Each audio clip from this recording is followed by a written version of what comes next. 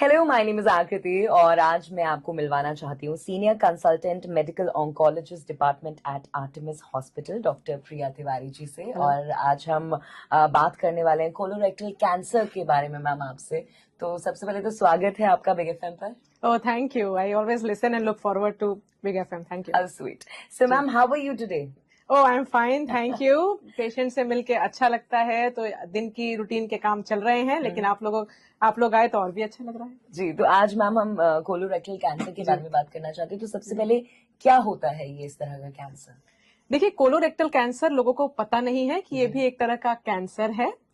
Colon हमारे हिस्सा है शरीर का जिसको हम आंत बोलते हैं। बड़ी आंत को कोलन कहा जाता है। तो ये इंटेस्टाइन का एक पार्ट है, इसको लार्ज इंटेस्टाइन भी कहते हैं, और कोलन उसी का एक दूसरा वर्ड है। और इसके कैंसर हमारे शरीर में किसी भी हिस्से में हो सकता है, और अगर ये कोलन या लार्ज इंटेस्टाइन में हो तो इसे कोलोरेक्टल कैंसर कहते हैं। और कितने केसेस हर साल कोलोरेक्टल कैंसर के आते हैं, ये मैं आपसे जानना। देखिए, फॉर्चुनेटली इंडिया में कोलन कैंसर वेस्ट कंट्रीज की तरह उतना कॉमन नहीं है, ये अच्छी बात है। लेकिन हाँ, अब हम केसेस ज्यादा देख रहे हैं। अगर मैं आपको एक रफ फिगर दूं, तो अगर हम पर लैक पॉपुलेशन की बात करें तो it is actually now even less than 5 persons पर लैक ऑफ पॉपुलेशन। तो यानी काफी कम इंसिडेंस है, लेकिन हाँ, धीरे धीरे इंसिडेंस अभी बढ़ रहा है। And is this preventable? Yes, 50% of all cancers are actually preventable and colorectal cancer is also one of them. जी। So, अगर हम ये बात करें कि कैसे प्रिवेंट कर सकते हैं, तो ये जानना है कि इनके रिस्क फैक्टर्स क्या हैं। Exactly, क्या होते हैं रिस्क फैक्टर्स? देखिए, एक तो रिस्क फैक्टर किसी भी कैंसर का होता है बढ़ती उम्र, जो कि आप प्रिवेंट नहीं कर सकते। सारे कैंसर्स जो है हम बढ़ती उम्र के साथ ज्यादा देखते हैं। कोलोरेक्टल कैंसर्स के भी 90% ऑफ जो पेशेंट्स होते हैं वो 50 साल की उम्र के बाद ज्यादा देखते हैं। लेकिन हाँ, कुछ ऐसे रिस्क फैक्टर्स हैं। ओबेसिटी, मोटापे की वजह से कैंसर होता है। लोग पूछते हैं मोटापे की वजह से कैसे cancer. India is going to become like the obesity capital of the world. Right. तो मोटापे की वजह से ना हमारी बॉडी की सेल्स खराब होती हैं, उनके ऊपर स्ट्रेस होता है, उसमें इन्फ्लेमेशन होता है, और इन्हीं की वजह से कैंसर होता है। तो कोलन कैंसर मोटे लोगों में ज्यादा देखा जाता है। अच्छा, इसके अलावा हम क्या खाते हैं, क्योंकि जो भी हम खाते हैं हमारी आंत या इंटेस्टाइन से पास होता है, तो वहां को बहुत इफेक्ट करता है, वहां के एरिया को। तो रेड मीट और process meat, world health organization कहता है कि स्पेशली जो प्रोसेस मीट होता है दैट्स अ कैटेगरी 1 कार्सिनोजन बोलते हैं। मतलब कैंसर कॉज करने का उसकी टेंडेंसी इतनी ज्यादा होती है। इसके अलावा आजकल हम काफी कुछ देखते हैं कि लोग काफी प्रोसेस खाना खाते हैं। हम अपने खाने में सीरियल्स कम लेते हैं। तो अगर आप डाइट में सीरियल्स नहीं लेते, होल वेजिटेबल्स नहीं लेते, सैलेड नहीं लेते, ये सारी चीजें भी कोलन कैंसर के इंसिडेंस को बढ़ाती हैं।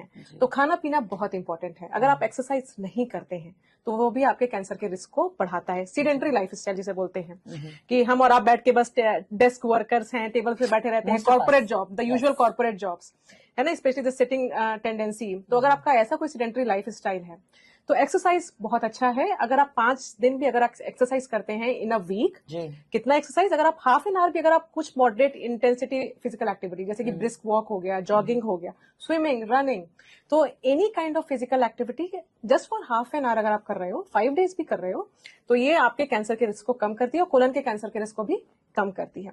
अच्छा, कुछ 5-10% के जो कैंसर केसेस होते हैं वो हेरिडिटरी होते हैं। इसका मतलब ये होता है कि कुछ बॉडी के ऐसे जीन्स हैं जो कैंसर की टेंडेंसी होने को बढ़ाते हैं इसको, और ये फैमिली दर फैमिली, पीढ़ी दर पीढ़ी ये कैंसर रिस्क ट्रांसफर होता है, जिसको हम कहते हैं फैमिलियर प्रीडिस्पोजिशन। कि कई बार हमें ये बहुत कॉमन क्वेश्चन मिलता है कि मुझे कैंसर हो गया, क्या मेरे बच्चों में भी हो सकता है, या मेरे पिताजी को कैंसर था तो क्या मुझे भी कैंसर हो सकता है। 5 से 10% जो कोलन कैंसर होते हैं वो अनुवांशिक होते हैं। वो कुछ ऐसे जीन्स की वजह से होते हैं जो कि जिनकी वजह से कैंसर होने का रिस्क बढ़ जाता है। So life style, what you eat, और कुछ जीन्स की वजह से, and one more important risk factors जो कि लोग सुनना पसंद नहीं करते, अल्कोहल। आजकल कॉन्सेप्ट चला है कि कुछ अल्कोहल लेते हैं, moderate amount of alcohol is actually safe. No amount of alcohol is safe. Any amount of alcohol can actually increase your risk of colon cancer. So alcohol से भी बचना जरूरी है। तो मैम आपसे जानना चाहूंगी, क्या सिम्टम्स होते हैं जिससे पता चल सकता है कि आपको कोलोरेक्टल कैंसर है या उस तरफ आप जा रहे हैं? Yes, so very important question कि अगर सिम्टम पता होगा तभी हम टाइम से बीमारी पता कर सकते हैं और तभी हम उसको पूरा ट्रीट कर सकते हैं। देखिए, कोलन कैंसर जैसा कि मैंने बताया एक इंटेस्टाइन या आंत का हिस्सा होता है जिसमें कि कैंसर होता है। अच्छा, ये कैंसर कैसे होता है? या तो ये लंप सेल्स बना लेता है जिसकी वजह से लंप बन जाता है। अच्छा, इंटेस्टाइन में अगर लंप बनता है तो वो क्या करेगा, वहां पे अगर कुछ भी पास हो तो उसके उस जो प्रोसीजर, जो पास होने का प्रोसीजर है, उसको वो रोक देता है।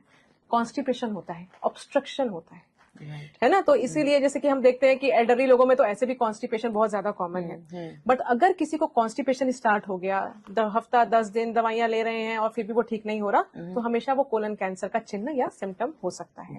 तो कॉन्स्टिपेशन में अगर हो तो हमेशा जाके, या तो मेल हो या फिर फीमेल हो, हमेशा जाके उसको जरूर चेक करवाना चाहिए।